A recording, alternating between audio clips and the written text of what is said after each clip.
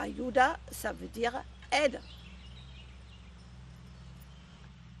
Voilà, tous ces galgos, ce sont des galgos sauvés. Ce sont des galgos qui ont été adoptés, qui sont bien nourris, qui ne sont pas maltraités. Et c'est la récompense du travail pour notre association Ayuda de voir tous ces galgos enfin très heureux. Galgos, ce sont des chiens très sensibles qui aiment bien être avec leur maître, qui aiment bien avoir une relation avec les personnes avec lesquelles ils vivent. Ce sont des chiens qui ne sont jamais agressifs, ce sont des chiens très doux, qui n'aboient pas, et ce sont des chiens qui sont très agréables à vivre. Galgos, ce sont des lévriers espagnols qui sont élevés en Espagne en grande quantité pour trouver toujours le meilleur, et ils sont utilisés pour une chasse très particulière que j'appellerais une chasse spectacle, parfois pour des courses, mais au bout de 2 à 3 ans, disent les galgueros, un galgo il est important pour nous, on les aime, mais ils n'ont plus aucune utilité pour nous. Donc au bout de 3 ans, ce chien est tué, parfois confié à un refuge ou abandonné dans des territoires arides pour devenir chien errant.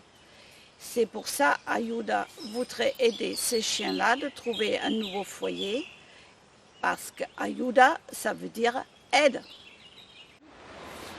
Voilà, ça fait 2 ans que j'ai des galgos, j'en ai eu un accueil et puis ensuite j'ai adopté Nemo. Et c'est des chiens qui ont déjà aucune agressivité entre eux, qui s'entendent bien. C'est des chiens qui sont très peu aboyeurs et puis qui sont énormément calmes, qui sont discrets. Donc je peux l'amener partout et ils posent vraiment comme problème. C'est des chiens qui sont même apaisants, qui sont relaxants, voilà, qu'on peut amener partout, qui ne posent pas de problème.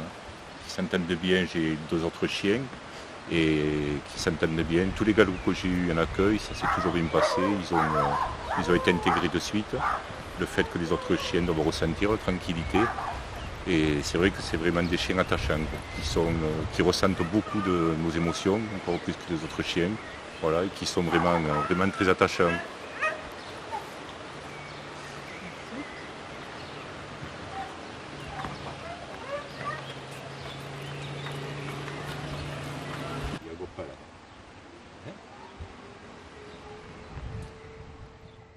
Nous sommes très heureux, notre équipe est très soudée, ce sont des gens motivés et très engagés. Notre conseil d'administration, nous sommes une dizaine de personnes qui participent régulièrement à notre travail, aux collectes et pour les adoptions. Ce sont des gens qui n'ont qu'une envie, aider les lévriers. Pour moi, la découverte du lévrier s'est fait tout à fait par hasard. On m'avait demandé d'aller chercher une galga dans un refuge qui venait d'être amenée, qui avait été trouvée errante sur la route. Et lorsque je suis allé au refuge chercher la galga pour l'association, eh bien, le lien s'est fait directement. Il m'a paru évident que j'allais la garder parce qu'elle répondait à beaucoup de questions que je me posais sur l'errance, le fait d'être seul, de marcher seul, cette solitude qu'elle a dû rencontrer. Et donc moi je me suis retrouvé là-dedans et je me suis dit je vais entamer une route avec cette lévrier, cette galga espagnole qui s'appelle Aya.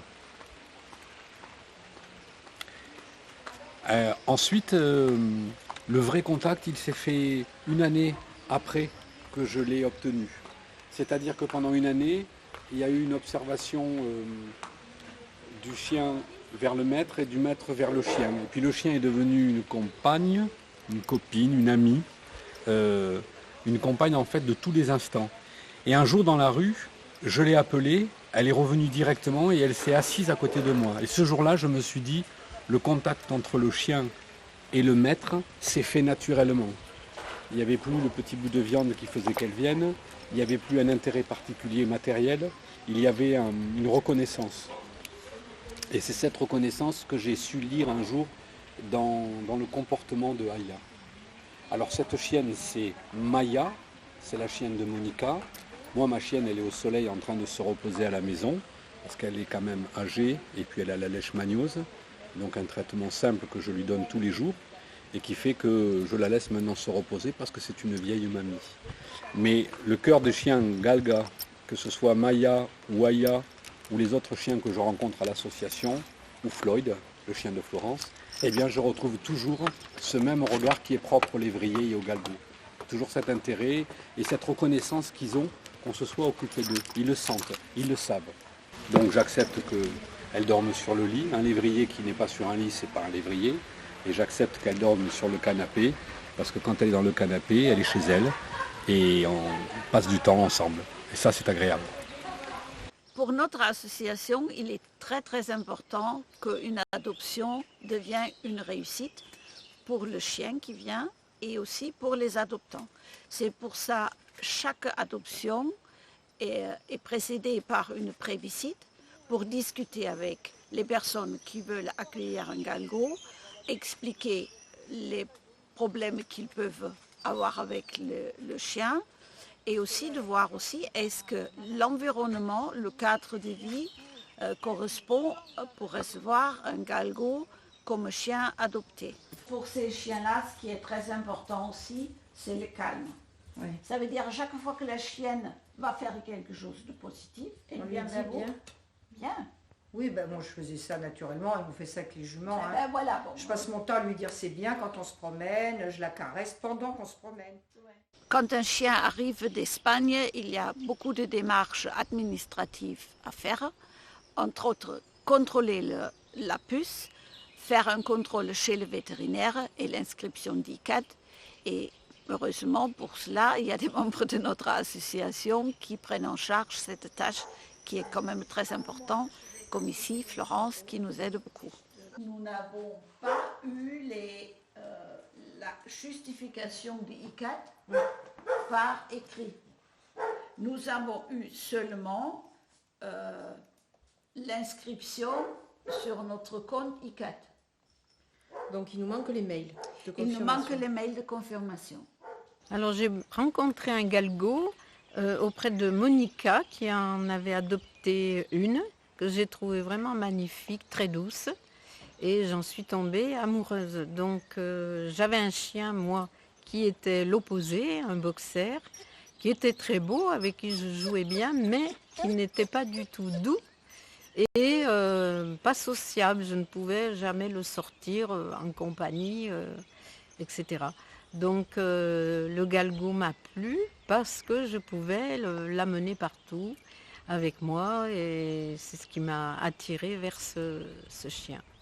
Ça fait 8 ans que j'ai Zénie avec moi. Voilà, donc au début ça a été un petit peu difficile parce que c'était quand même un chien très craintif, il l'est toujours d'ailleurs, et il me craignait moi-même.